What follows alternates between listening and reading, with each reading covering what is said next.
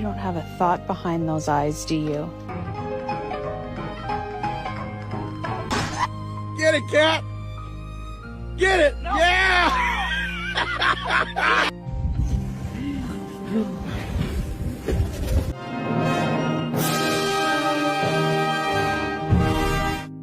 Stephen!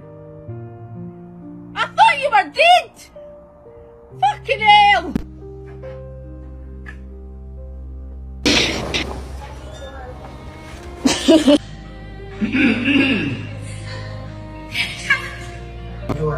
This investigation.